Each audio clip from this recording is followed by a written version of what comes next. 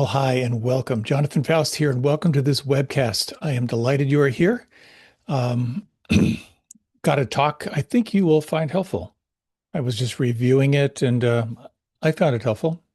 This practice is all about remembering what's important at any moment and remembering to ask yourself, am I dreaming or am I awake? Is a pretty good question to be asking. So we're going to be exploring this question over the series of the next couple talks through some archive talks from a few years ago. Hope you find them helpful. But first of all, big thank you to Rita Moran, our mindful movement leader. If you'd like to join Rita, please feel free. The link for her offering is on my website and on my Facebook page, and that starts at 6:30 Eastern Standard Time, which brings you right up to here. And here is due in large part to the Insight Meditation Community of Washington and to our producer, Glenn Harrison, who manages all the technical stuff of streaming this to you. So thank you, thank you. Thank you for your support in continuing, helping me continue to roll this out. I think there are well over 600 talks over these years, and I hope at least one or two of them might resonate for you. The whole idea here is offering these practices freely. No one's denied access, no ads or anything like that. And your support, it really does help. There are, expenses and all that kind of stuff that go into making this possible. I've got a newsletter, a weekly, if you'd like to know what the next topic is, and then roughly a monthly or every couple of months. That gives a compendium of talks and also my best photography for that period of time. So I think that's it. Just to say, the year of living mindfully deadline has passed, and we have a very fully subscribed group. So I'm really, really delighted for that. So my next big event won't be until December, I think, when Tara and I are doing a day long together at Catholic University. But that's down the road, and I don't even have all the details yet. So preview of coming attractions. But for now, the preview of coming attractions is a short meditation and then a little introduction to the following talk. So this meditation will be approximately, about 12 minutes and 15 seconds. So let's see how quickly we can make this shift from linear mind to more aware of the flow state. So if you like, take some time, let your body move, adjust, let out any groans, any little micro movements. Let yourself get settled and take your seat. As you close your eyes, just take a few moments to notice there's a very deep distinction between being identified with your thoughts as the ongoing narrative and being awake and present to sensations, to the here and now in embodied awareness. So take a few moments, open up your awareness of sound.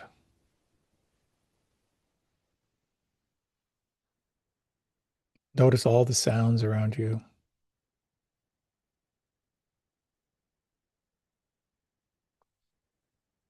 If your eyes are closed, take a moment just to sense the perception of light beyond your closed eyes. If your eyes are open, just noticing the visual stimulation.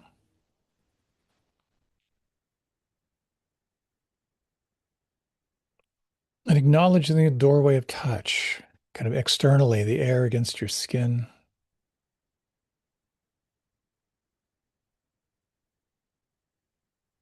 Texture of your clothes against your skin.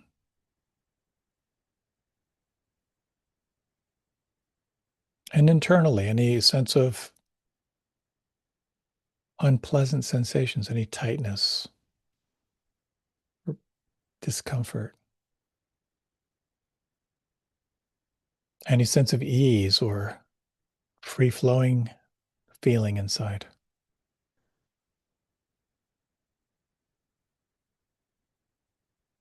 Take a moment to acknowledge smell,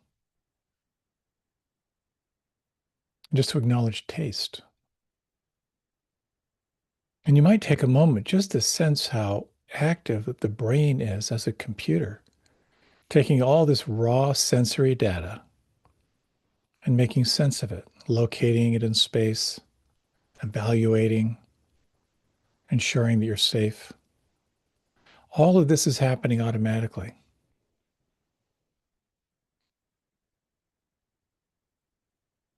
And now, if you would, let your attention move into the inner felt sense of the breath. Where do you feel the breath the most predominant right now?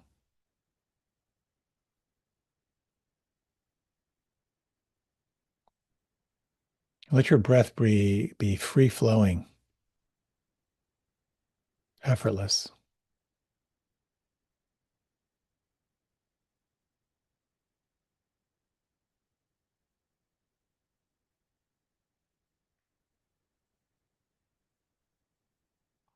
You might notice as well, if it's possible, to soften as you feel the breath, to soften the muscles of the face.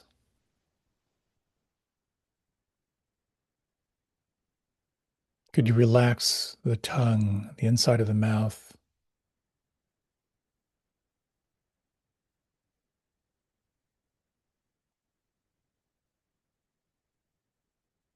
Can you feel the weight and the length of your arms?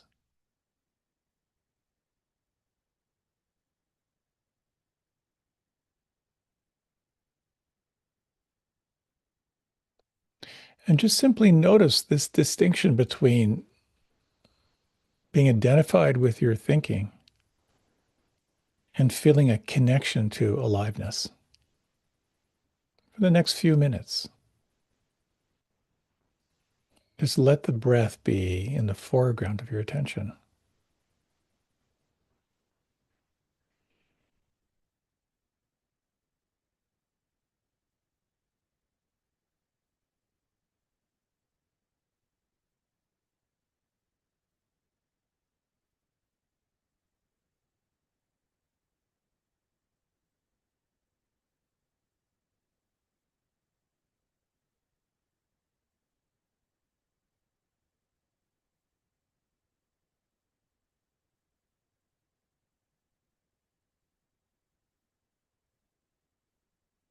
As many times as you notice your mind charging forward or reviewing the past, that many times you can start again. And there's an interesting little element here to explore,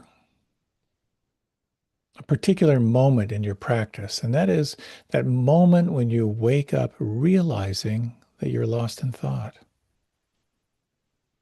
Can that be a moment of mild celebration? You are awake. And as you reconnect with the felt sense of the breath, you are here.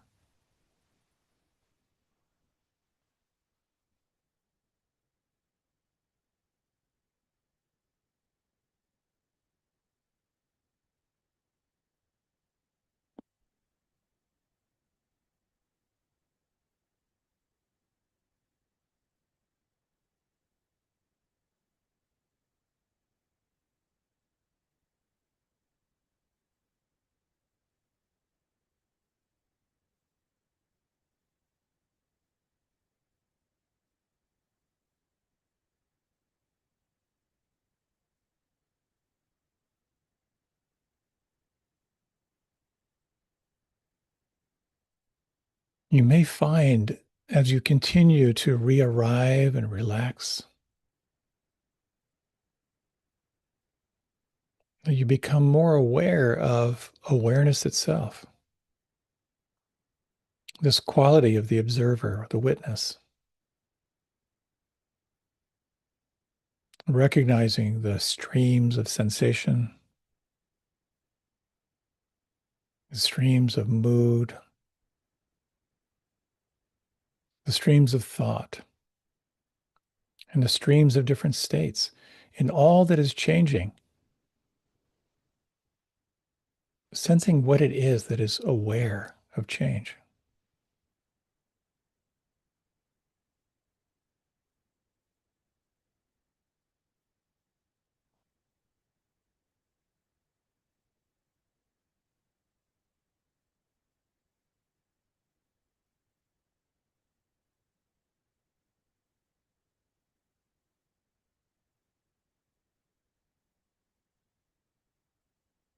And you might explore now, just in these remaining minute or so, shifting your attention from doing, that is to say, concentrating, redirecting the mind, to explore what it means to be.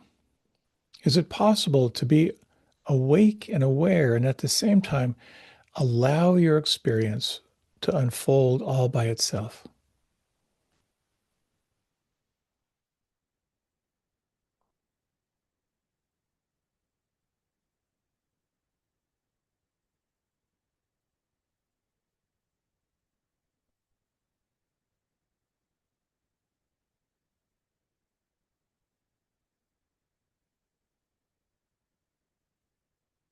What could relax?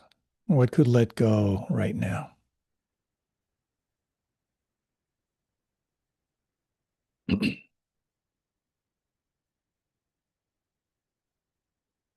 What could relax and what could let go even more?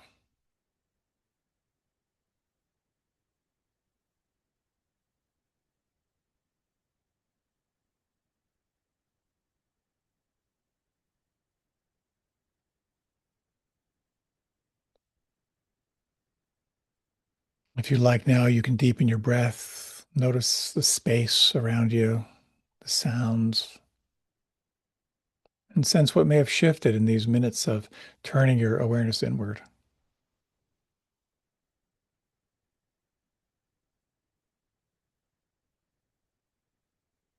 And if you like, you can gently, gently open your eyes.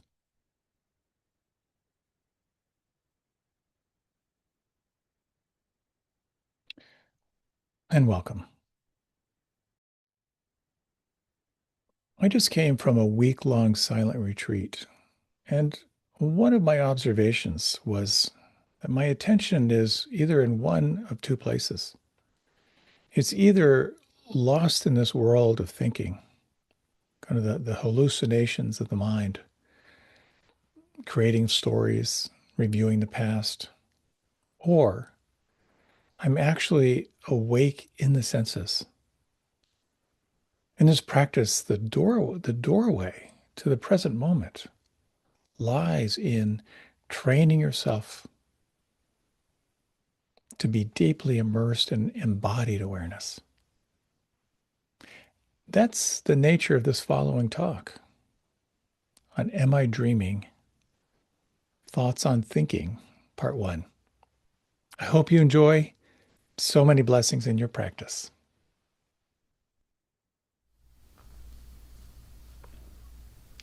Just recently, my wonderful wife and I were sitting in kayaks on the Potomac River, right in the lee of an island, out of the sun and out of the strong current.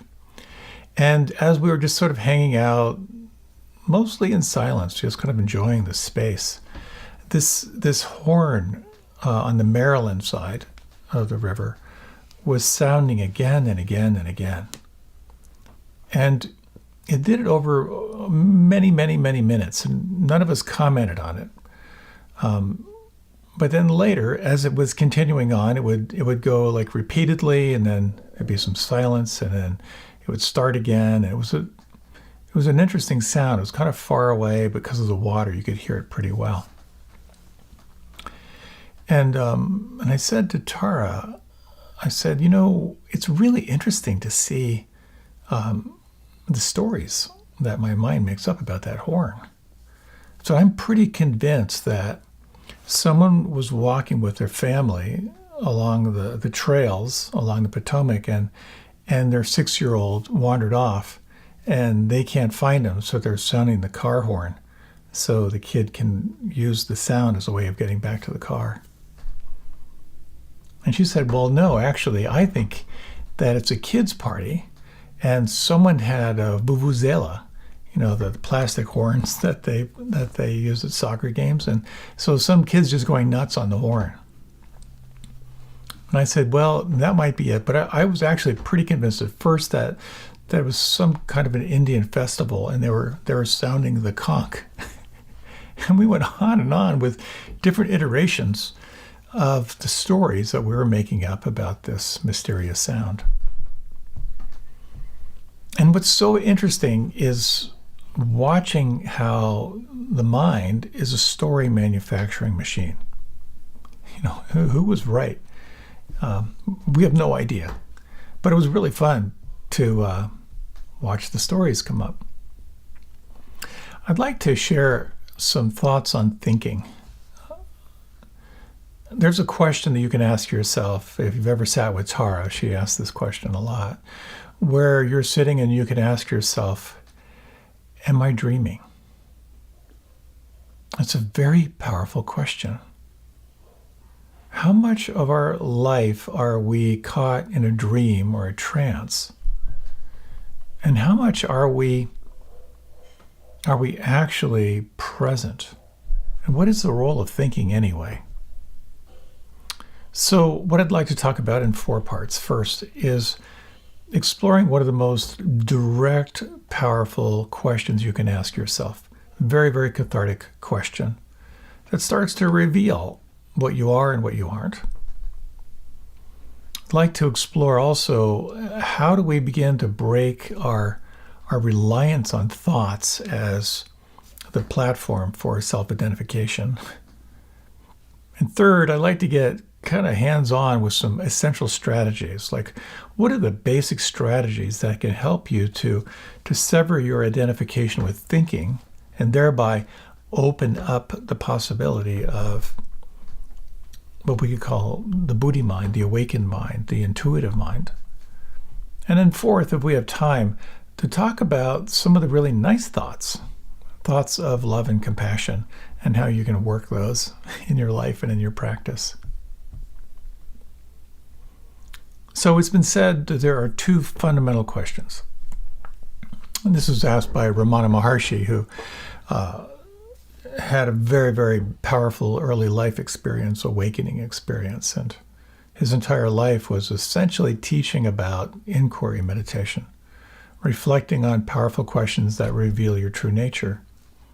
And he said there are 2 questions that if you continually and sincerely ask yourself this question and really move into where the question takes you, it will reveal your true nature. The first is, who am I? Or what am I? The second is, what do you really, really want? What do you really, really want? You drill into those questions and they start stripping away a lot of the content of the mind. I've shared in the past about some intensives that I've done many, many years ago that were all about this practice of deep, sustained inquiry. The most brutal retreats I have ever done. Absolutely brutal. About 18 hours a day for 3 days, 1 question. For much of the day, you're in dyad. So you're sitting across from someone and you have about 5 minutes, 5 minutes, 5 minutes, 5 minutes, and then you switch to another partner and you just keep going. 1 question. I think back on it now, I smile just because it's about as exasperating an experience as you could possibly ask for. So after you go through the orientation and you're kind of sitting with it, you sit across from a partner and you ask your partner 1 question, and then you are very impassive. You're not responding in any way, and your partner explores where the question takes them, and then they try to describe their inner experience as they reflect on that question. So the question that I explored, which is kind of the beginner question, was my partner would sit across from me and then ask me, tell me who you are. And then you close your eyes, you go inward, and then you start to speak to where that question takes you. Now, it's really interesting. In the beginning, of course, everyone just starts telling their story. And then after a while, what I noticed is as I would go on and on, 5 minutes, and then 5 minutes, and then 5 minutes, I started getting pretty bored with my story. I'm really bored. But that was nothing compared to the intense boredom I experienced listening to other people tell their story. especially the ones who would just repeat it over and over and over again. I finally, not pretty quickly, I realized, you know what? I'm not gonna repeat the stories. But what happens is, over time, you start to recognize, okay, I am a collection of stories. I'm this narrative.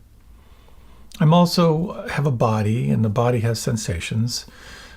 There are thoughts that I have, there are beliefs that I have, and there's something that's aware of all of this, and that's where it starts to get interesting. What is it that's aware of the body, aware of sensation, aware of thoughts, aware of beliefs? It's fascinating stuff.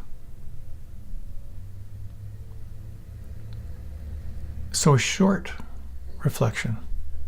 If you like, you can close your eyes. You might take 3 slow breaths.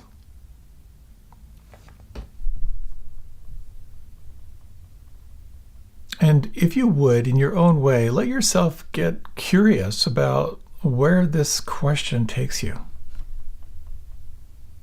And imagine,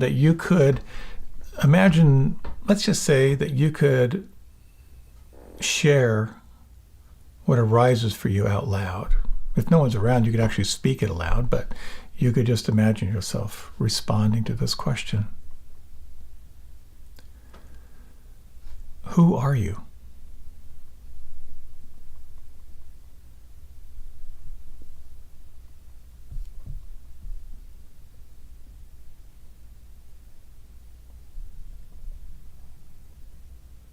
Now, as you just hold that question alive, you may notice how you're this body. There's breath happening, there's sounds that are happening, there's a feeling tone that's happening. That you are the thinker, and you're the awareness of all of this. You are, as Ajahn Chah says, the one who's aware. So again, just 30 seconds. Who are you?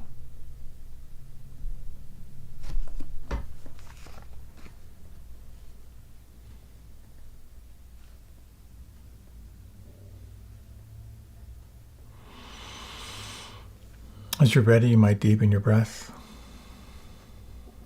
If you like, you can open your eyes. This question, who are you, what are you, is designed to help you peel away everything you're not. We have a tendency to identify with our body, and yet we know this body is going to drop away. We identify with our sensations. We like the good ones. We hate the bad ones. We identify with our thoughts. We certainly identify with our beliefs and with our philosophy. We have our habits. But who are we really? This points toward this whole teaching of the third characteristic of reality, referred to as anatta, or not self. And I love this line from Wei Wu Wei. Ready? Here it comes. Why are you unhappy? Because 99.9% of everything you think and of everything you do is for yourself. And there isn't one. Why are you unhappy? Because 99% of everything you think and of everything you do is for yourself, and there isn't one. Okay, so this opens up a really big question. Are you your thoughts? Are you the observer of your thoughts? Do you have any control over your thoughts? I think it's safe to say that when we are over-identified with our thoughts, life gets pretty insane.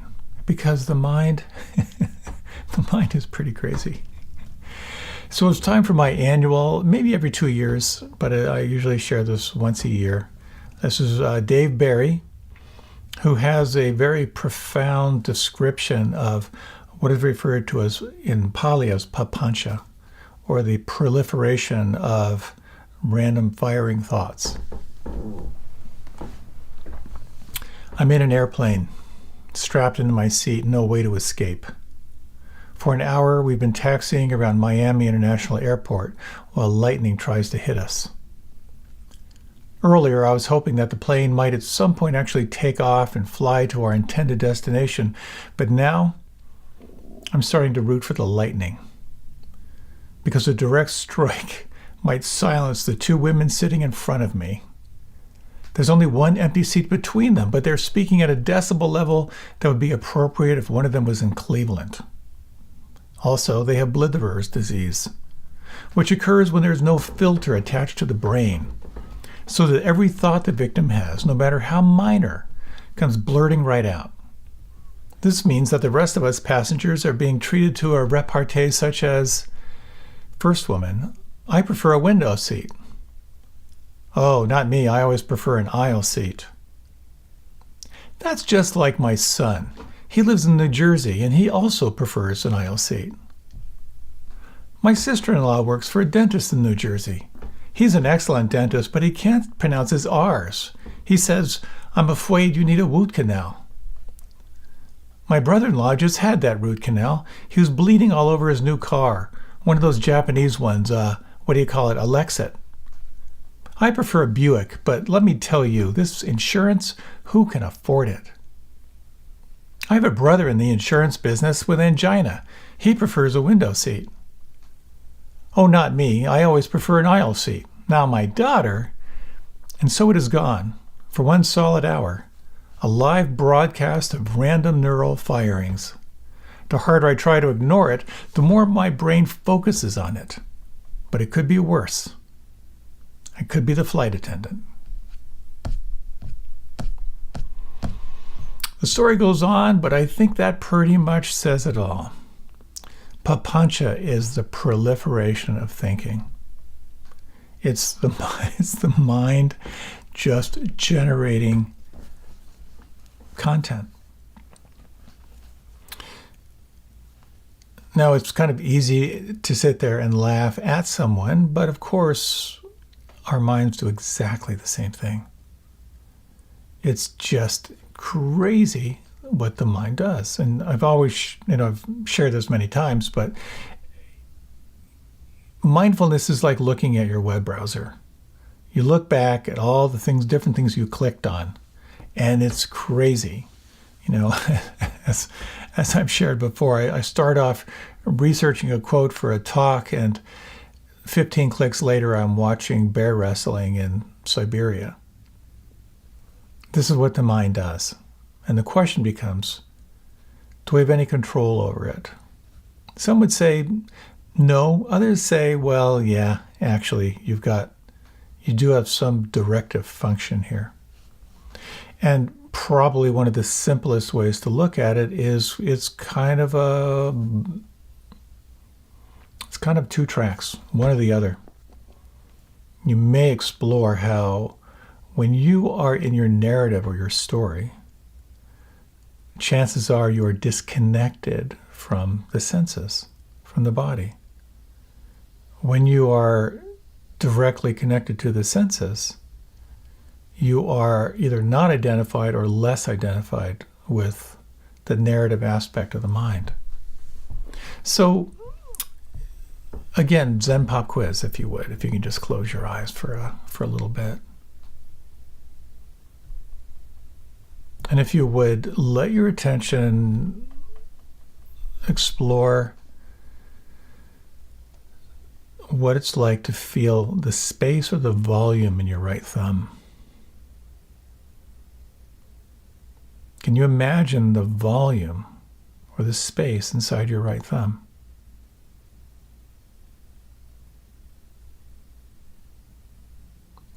And now for the next, say, 20 seconds, just notice when your mind might generate a thought or commentary and how it might disconnect you from the sense of the space inside your thumb. And when you reconnect with the space inside your thumb, you may notice a quality of arriving. Can you imagine the space inside your right thumb?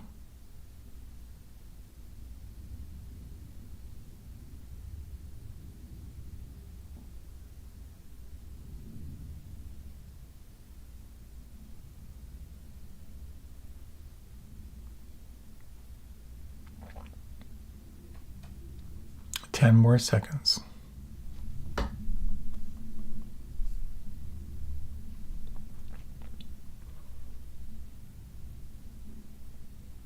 You might remain with your eyes closed, or if you like, you can open your eyes. Now, there's a chance that you noticed your attention toggling between the space inside your right thumb and then either something completely unrelated or maybe some commentary about the experience. There's also a possibility that you had no awareness whatsoever of the space inside your thumb, and you were simply kind of lost in discursive thinking. Or a third possibility is that you sustained attention on the space inside your thumb, and there wasn't much room for the cognitive commentary thinking process. And you may have noticed that you were kind of lost in thought, but then you would come back to the space inside your thumb and you would notice kind of a re-relaxing, kind of a re-arriving. And this is, I think, a really key distinction in our practice. The distinction between thinking about your experience and having your experience. And this is the first foundation of mindfulness practice. Mindfulness of the body, mindfulness of everything that arises from the body, because the body only lives in the here and now. The body doesn't live in the future. It does not live in the past. So anytime you reconnect, say, this breath, you re-arrive. And that's why in this form of meditation, when it comes to the gathering of attention, you are invited to come back again and again and again. No matter how sophisticated the instruction, you're coming back to the here and now, to the direct experience of sensation. And what happens when you do this? You really are changing your brain when you do this practice.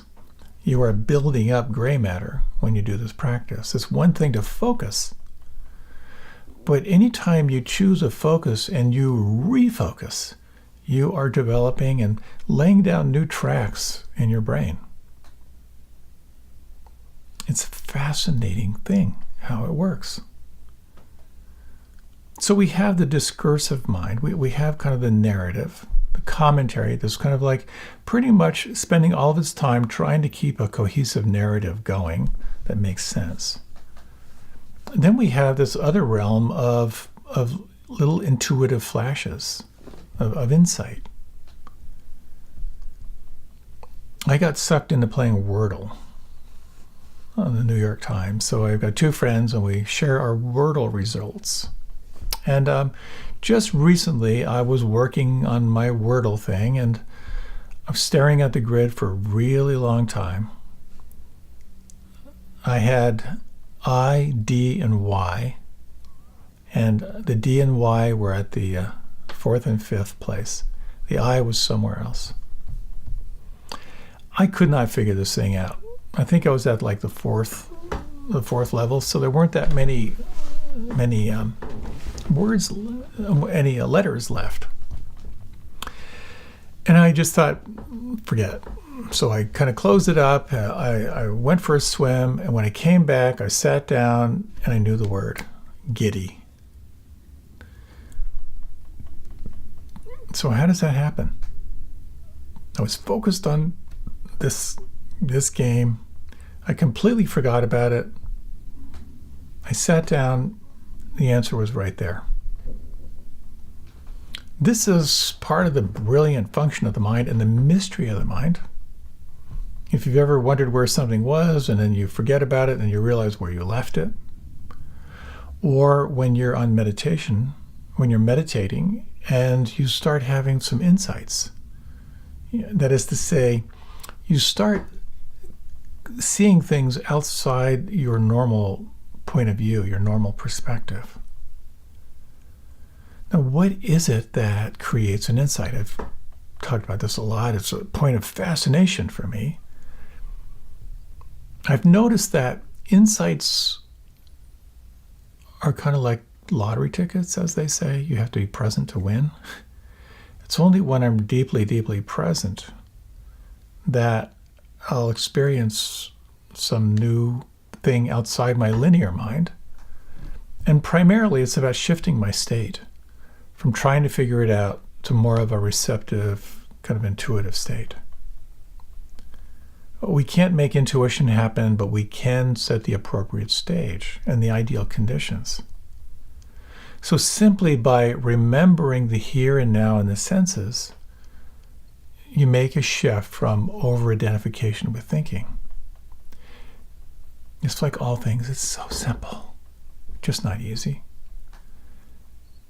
And it opens up all kinds of new possibilities. Now, in mindfulness, you can investigate thinking and beliefs. Beliefs are just repetitive thoughts.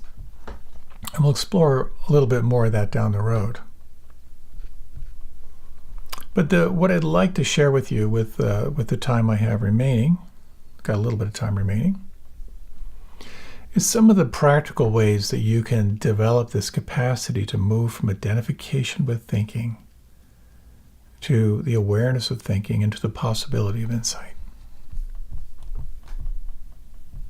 So recently I was leading a retreat, a day-long retreat, and I really wanted to lead something different and special. I hadn't led a retreat in a while, and I was looking forward to being back, and I wanted to do something that would really be meaningful, something different. Part of that was kind of wanting to provide something for the group, but also to make it kind of fun. And it was so interesting because I had this kind of elaborate plan of what we were going to explore during that retreat. And as we kind of sat, for our first meditation for the day, I could tell that everyone was glad to be there. People were open and attentive, and started the first meditation on breath, anapanasati. And I could just feel like this is what we need to do today. Just to relax and follow the breath.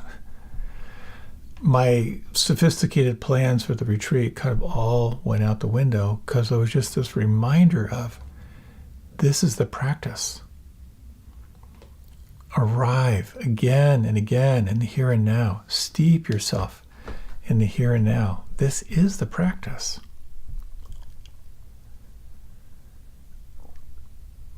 I did a month-long retreat decades ago, my first month-long retreat. And I kept waiting for the instructions to change, and they really didn't.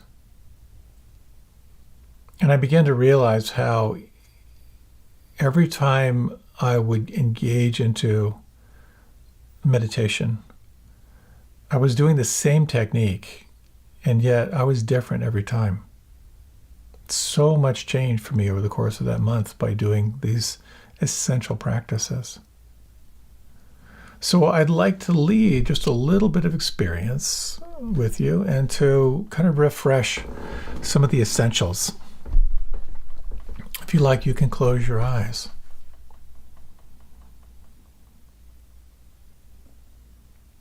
And as you close your eyes, one of the most helpful ways to practice is using breath as your tool. And breath is an ancient form of practice, of severing identification with thinking, that expresses itself through all kinds of different traditions. And if you ask yourself the following question, notice what happens. Where do you feel the breath the most predominant on the inside right now?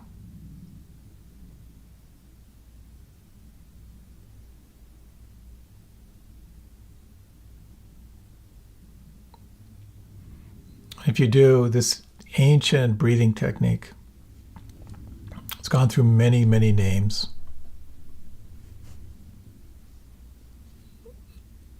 I'll spare you the names and just share the experience.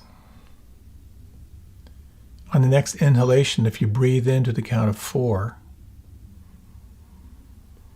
on the exhalation, breathe out to the count of 4.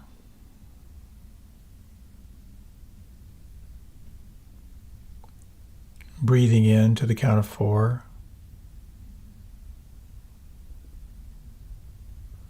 Breathing out to the count of 4. Continue now matching the length of the inhalation with the length of the exhalation, and sense how much you can bring your focused attention to the counting, but also to the experience on the inside.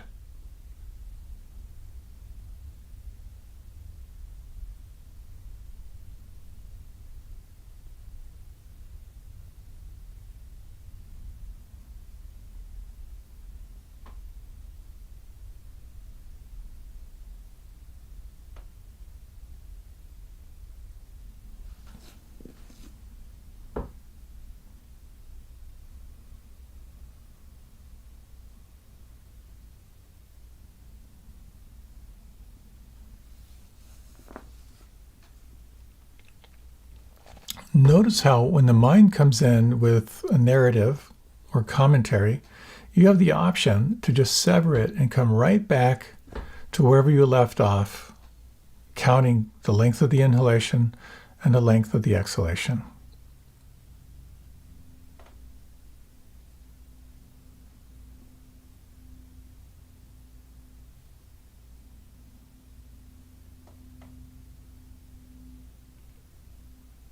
And now, if you would, release control of the breath. And just feel the imprint, feel the effect.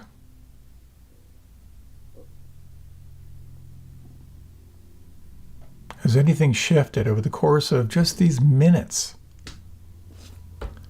of breath?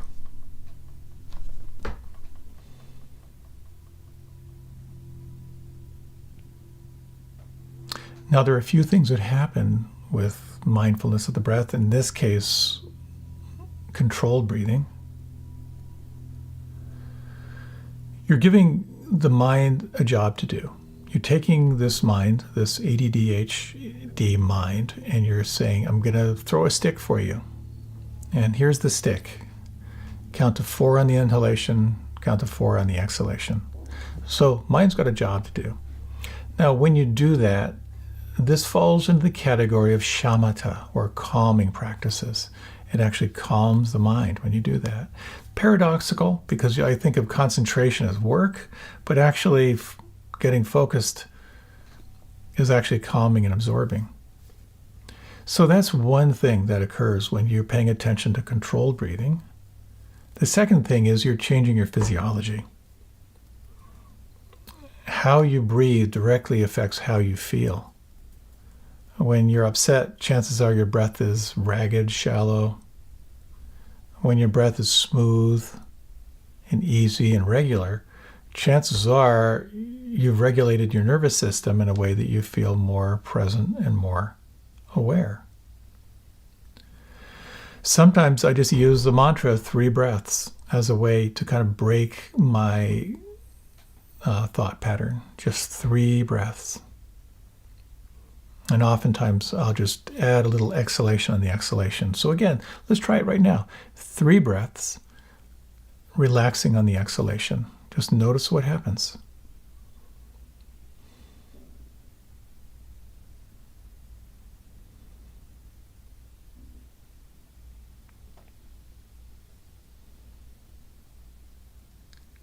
There's a chance that you feel a little more relaxed. If you feel a little more relaxed, you'll feel more. You'll be more aware of the sounds of what you're feeling.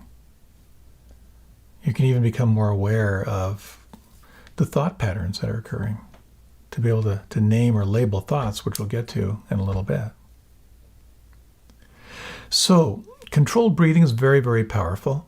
And of course, what this leads to is just being aware of unrestricted breathing, which gets a little bit more difficult. But I often find for myself, because my mind gets a little bit wound up, that doing a few minutes of controlled breathing is a helpful way for me to gather my attention so I can move into the subtlety of breathing. In the practice of anapanasati, or breath-based awareness, you're actually not controlling your breath. The breath is actually free-flowing. So let's just try this just for a few moments. If you like, again, you can close your eyes. And just for the next 40 seconds, just track where you feel the breath on the inside and let the breath be absolutely effortless.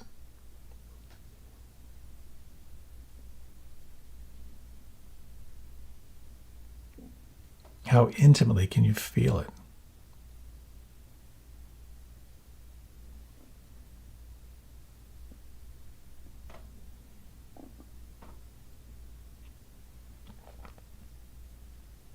If you like, you can open your eyes.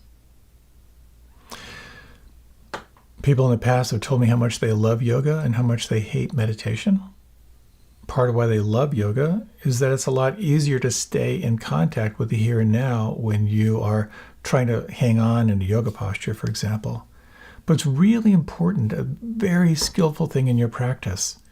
If you're using breath as your anchor and your mind is just a caffeinated chipmunk, you might want to explore controlling your breathing for a little while. It gives a little more content for your mind to focus on. So this is such an essential practice, mindfulness of breath. And yet, there are so many other techniques. And another technique for kind of severing identification with thinking when thinking is running amok is the fundamental body scan meditation. Now, there are many ways you can practice the body scan meditation, and different traditions emphasize it more than others. There are some in the Vipassana tradition where that is the practice. You scan from the crown of the head down to the toes, and you do that repeatedly. Other meditative traditions just have it there as sort of like a technique on the side that you can do. But if there's one that works for you, I'd highly encourage you to explore. The first time I got deeply introduced to this, of course, was through yoga, with the yoga nidra, the lying down practice at the end of a yoga class, which incredibly powerful to kind of relax and to feel and to go that intimately into deep relaxation. Incredibly restorative. And then I went to do a retreat with S.N. Goenka. And if you're not familiar with S.N. Goenka, a very powerful teacher, and he basically articulated a tradition that is used a lot. It's in a lot of, used a lot in prisons. There are Goenka retreats kind of all over the country, and they're very, very classical and very traditional. I came from kind of the flowing, feel your feelings yoga world. And then I stumbled into this 10-day retreat, and oh my God. Essentially, it's about as monastic as you can get. It's 10 days, 10 hours a day, no reading, no writing, no eye contact, no exercise, because they really want you to get the technique. You take your vows, just regular monk vows at the beginning of the retreat. There's no food available after noon per the classical guidelines, although there's like tea and fruit for newbies in place of dinner. The first 4 days, you're focusing on breath, on anapanasati. That's just basic breath awareness, but with a particular focus. The first day is sort of like generally aware of the breath, and then you sort of narrow attention to the rim of the nostrils, and then you start to kind of sense, if you can, the breath outside the body, that is to say, the breath outside the nostrils. Very, very subtle, very intense. They're long sits, and there's no escape. So it's just you and you. Then on the fourth day, they actually initiate you into this body scan technique. And there are different ways that you do the body scan. But essentially, you're starting at the crown of the head. You're working your way down through the feet. Sometimes it's helpful to do it very kind of like general. Think of body parts. When you get really, really focused, you can imagine like the size of a quarter, and you're just sort of scanning around. And it can take 45 minutes to go through your body. It becomes a fascinating practice because you get concentrated, but also you're really hanging out at this first foundation. When the mind comes in, you come right back to the sensations themselves. Something very, very powerful about using the body scan in your practice. I'm aware our time is flying by, and I'm barely through what I wanted to share with you. But why don't we do this? Let's take a little bit of time to explore, kind of review some of the elements of the body scan meditation, because there are some distinctions here that you might find helpful. So this will be just for maybe about 4 or 5 minutes. So if you like, you might close your eyes. One of the interesting elements in the body scan is to remember that you're not trying to make anything happen. You're not trying to stream energy. You're not visualizing light. You're not imagining it whole. You're not imagining it filled with loving presence. You're just coming in direct contact with what's there. So you might just sense right now the crown of your head, sensing the scalp from the inside out. Now you may notice there's an interesting thing. Kind of what yoga says is that prana follows chitta. Energy follows attention. You might find as you bring your attention to the crown of your head, you might notice some tingling. You might notice some vibration.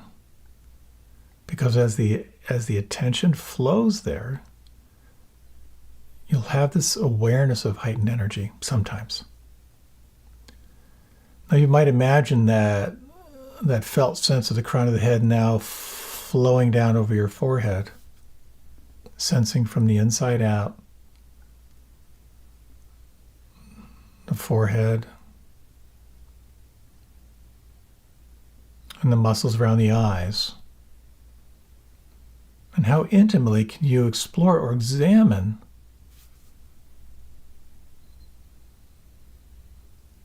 all the muscles around the eyes?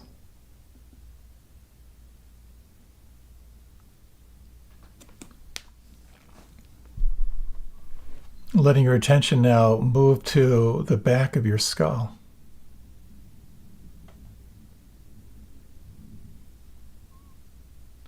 Down to the base of the skull.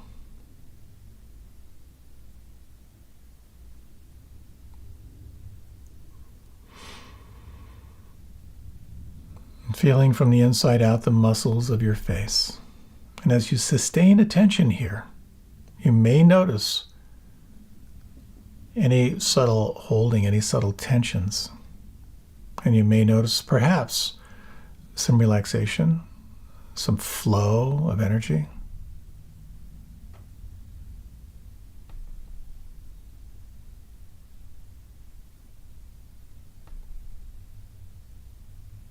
Exploring now the inside of your mouth.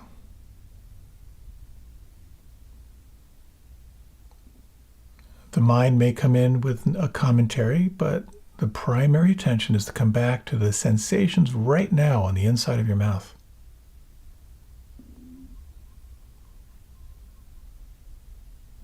Feeling from the inside out the lips.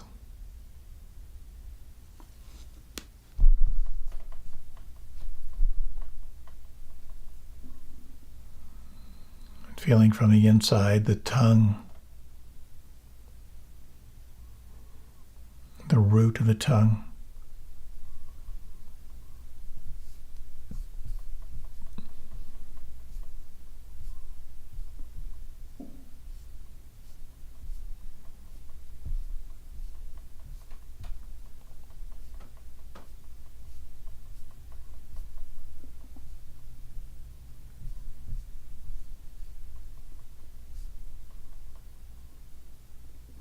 feeling now the space inside the throat.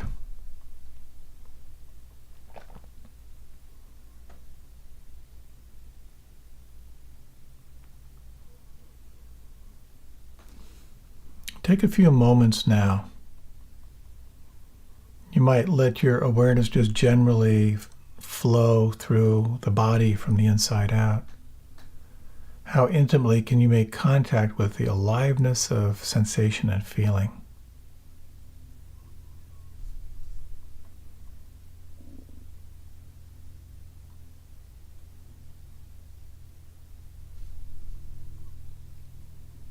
If you like, you can deepen your breath.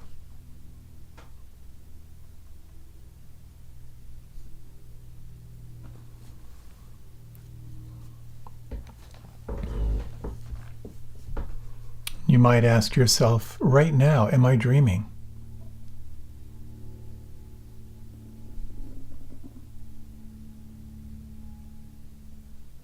If you like, you can open your eyes. I believe that one of the most important things our heart is called to is to wake up. Part of this waking up is realizing that we are the body and not the body. We are our thoughts and the awareness of thought. We are the awareness itself. And paradoxically, we reinforce that sense of non-judging awareness, of awake awareness through the experience of here and now. The body becomes something not so much to escape, but actually a tool that guides us directly to the here and now. So much more to explore. I look forward to sharing more on this, of the different ways that you can begin to reinforce who you are as the observer. Some of the ways you can begin to deconstruct that thought process. And some of the ways that you can begin to tune in to what it means to be aware of awareness itself. It's juicy stuff. In the meantime, let the here and now in your body and your senses be your refuge. So many blessings on your practice. Thank you so much for your time and attention.